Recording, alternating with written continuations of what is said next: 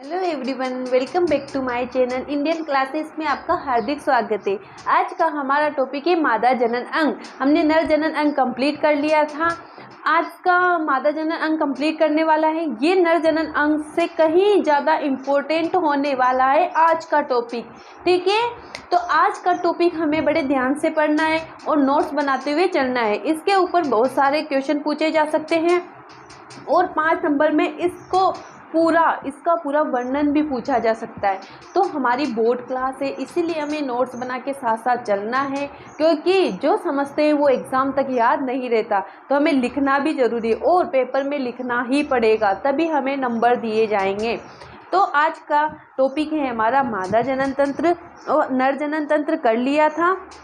ठीक है, तो हमारा चैप्टर 8 स्टार्ट हो गया था कि जीव जनन कैसे करते हैं, है ना। तो चलो स्टार्ट करते हैं। मादा जनन अंग 2 प्रकार के होते हैं, प्राथमिक जननांग और द्वितीयक जननांग। ठीक है, ये नर जनन अंग से कहीं ज़्यादा इम्पोर्टेंट है। क्यों है? क्योंकि नर जनन तंत्र में सिर्फ शुक्राणुओं का निर्माण होता है, जबकि मादा जनन तंत्र में अंडाणुओं का निर्माण होता है।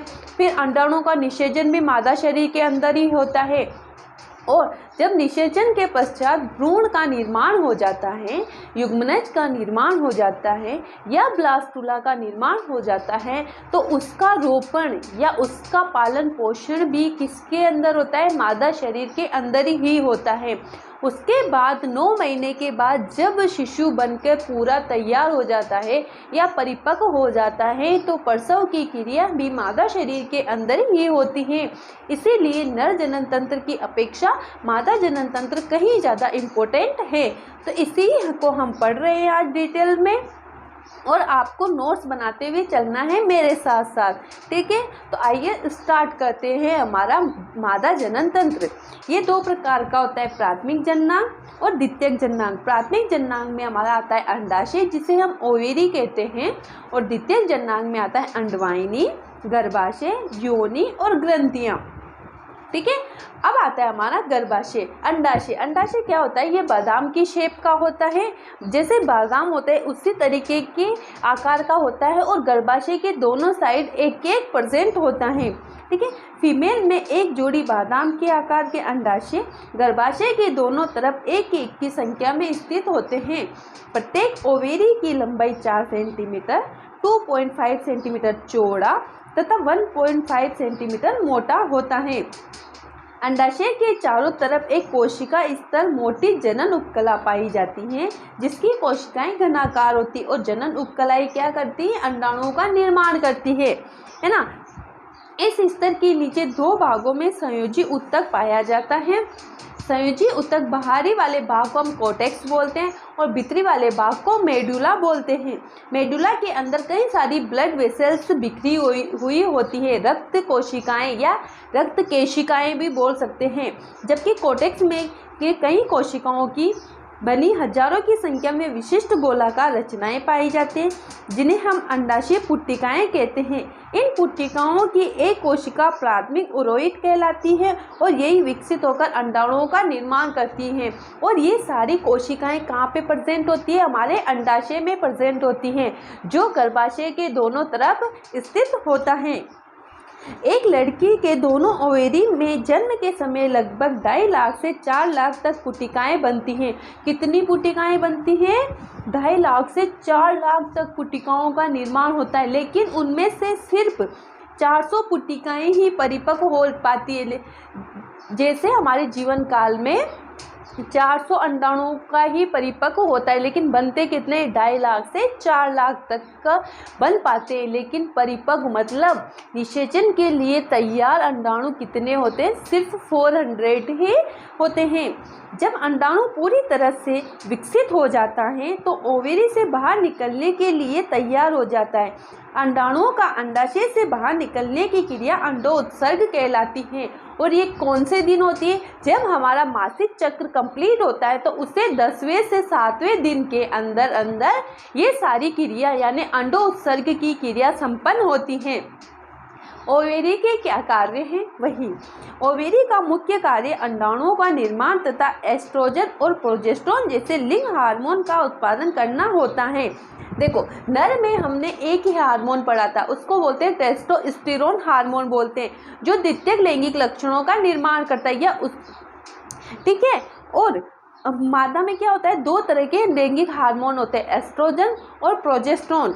ये हार्मोन फीमेल के द्वितीयक लैंगिक लक्षणों पर नियंत्रण, अंडवाहिनी, गर्भाशय एवं योनि की वृद्धि एवं विकास पर नियंत्रण करता है। द्वितीयक लैंगिक लक्षण जैसे आवाज का पतली होना, मासिक चक्र का स्टार्ट होना, ठीक है, जनन क्षमता के लिए शरीर में विकसित होना, ये सारी चीज़ें किसके कारण होती है, ये किसके ऊपर निर्भर करती है, हमारे लैंगिक हार्मोन के ऊपर निर्भर करती है ना।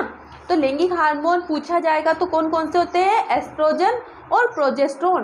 अब आता है हमारा अंडवाहिनी या फेलोपियन नलिका। प्रत्येक अंडाशय के पास एक झालरदार कीप के समान मुख वाली एक एक नलिका शुरू होती है, जिसमें प्रत्येक की लंबाई लगभग 10 सेंटीमीटर होती है। इनकी दीवार पेशीय होती है और इसकी फिब्री में अनेक सीलिया पाए जाते हैं, जो अंडाणुओं को आगे धकेलने का कार्य करते हैं, जिनकी गति के कारण अंडाशय से निकला अंडाणु फिब्री में आ जाता है।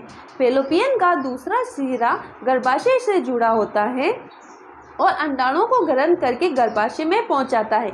निषेचन की क्रिया फेलोपियन ट्यूब में ही होती है, ठीक है, गर्भाशय, ठीक है। अब निषेचन हो गया, निषेचन किस में हो गया, अंडवाहिनी में निषेचन हो गया। अब वो निषेचित अंडाणु कहाँ पे आएगा, गर्भाशय में, उसी में उसकी एंडोमेट्रियम में रोपण हो जाता है और वहीं से उसका प्रसव या शिशु में परिवर्तित होना या उसका पालन पोषण होना स्टार्ट हो जाता है।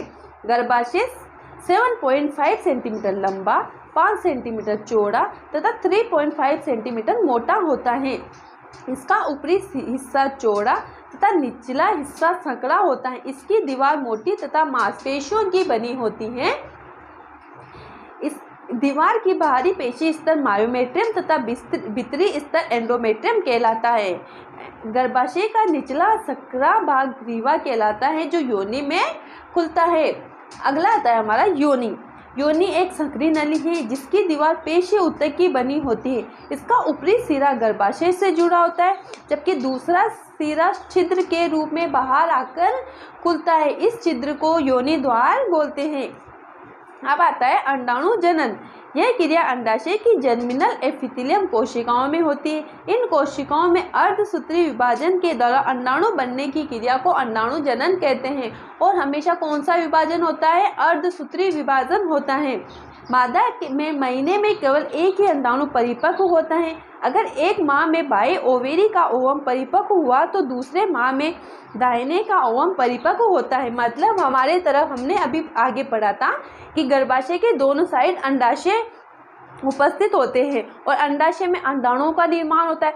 यदि मासिक चक्र के दौरान बाईं ओर का अंडाणु विकसित हुआ तो अगले मासिक चक्र के दौरान दाईं ओर का अंडाणु विकसित होगा, ठीक है। अब आता है अंडाणु की संरचना।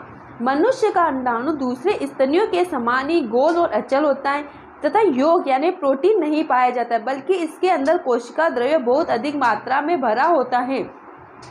कोशिका द्रव्य के मध्य एक अगुणित केंद्रक यानी एन होता है। पूरा अंडाणु एक स्रावी पारदर्शक झिल्ली से घिरा होता है जिसे जोना प्लेलुसिडा कहते हैं।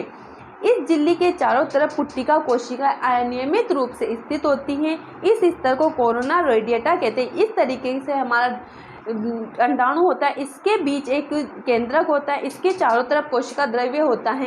ये अगुणित होता है, इसमें कोशिका द्रव्य होता है। ये एंडोमेट्रियम और बायोमेट्रियम होती है। ये हमारा गर्भाशय होता है। यहाँ पे जो भाग होता है इसको हम योनि बोलते हैं। ये गर्भाशय के दोनों साइड जो अंडाशय विकसित होते हैं ये हमारी फेलोपियन ट्यूब होती है। इसको मैंने एक ओरल डायग्राम बनाया है आपके लिए। इसमें ही निषेचन की क्रिया संपन्न होती है ना। तो ये हमारा होता है कंप्लीट। और देखिए अगला टॉपिक है हमारा जनन स्वास्थ्य। जनन स्वास्थ्य क्या होता है, ठीक है। हमारा मादा जनन तंत्र हो गया कंप्लीट। फिर आता है हमारा जनन स्वास्थ्य। जनन स्वास्थ्य क्या होता है, इसके अंतर्गत जो महिला या पुरुष निषेचन की क्रिया संपन्न कर रहे हैं उनके जनन अंगों का स्वच्छ होना जरूरी है। वो शारीरिक रूप से, मानसिक रूप से, भावनात्मक रूप से स्वच्छ या सही होना बहुत ही जरूरी है। इसीलिए जनन स्वास्थ्य के अंदर लैंगिक क्रिया द्वारा गर्भधारण की संभावना सदैव बनी रहती है।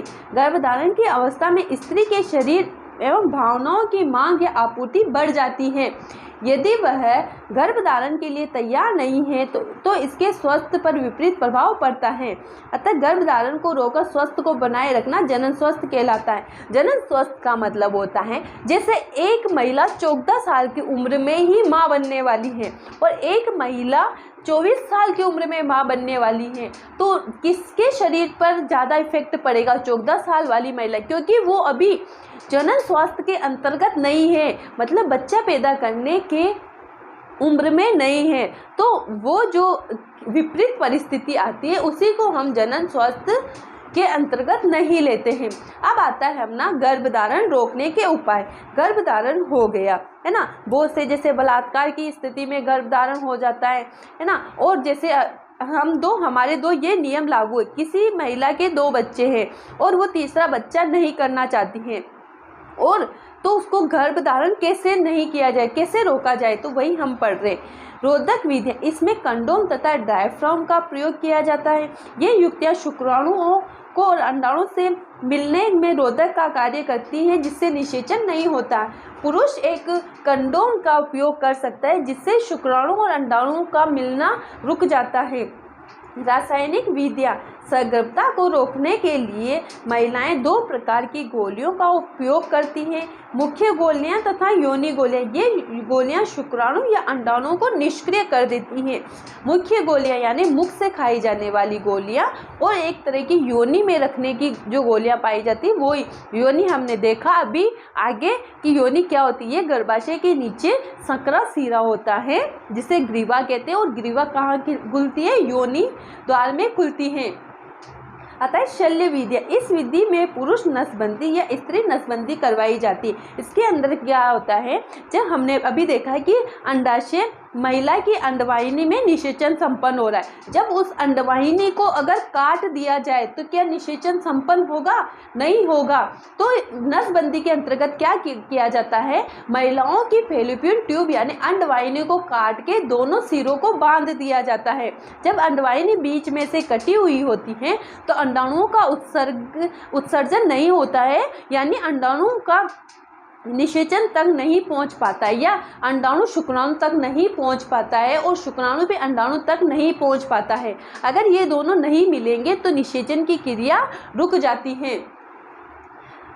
अंतःगर्भ निरोधक विधियाँ, चिकित्सकों द्वारा कॉपर टीकारोपण गर्भाशय के अंदर करने से गर्भधारण की क्रिया भी नहीं होती है। तो ये हमने गर्भधारण की विधियाँ पढ़ी। नर जनन तंत्र हो गया, ये हमारा चैप्टर हो गया है कंप्लीट। अगले पार्ट में हम नया चैप्टर स्टार्ट करने वाले हैं, तो आप वीडियो को देखना।